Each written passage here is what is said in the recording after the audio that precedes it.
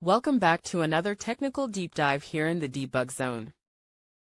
Today, we're tackling a big question and breaking it down with insights from other users.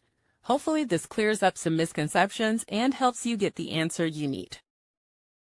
So buckle up, stay a little curious, and let's jump right in.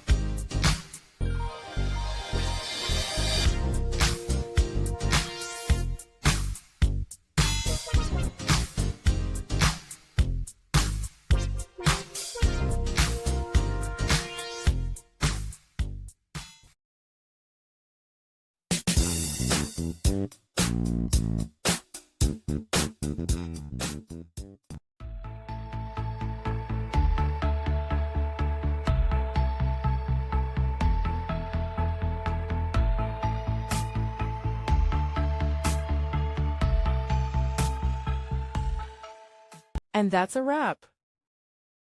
I hope you found the answer you were looking for. If you did, take a second to hit that subscribe button. It really helps out. And let me know in the comments which solution worked best for you. See you next time in the debug zone.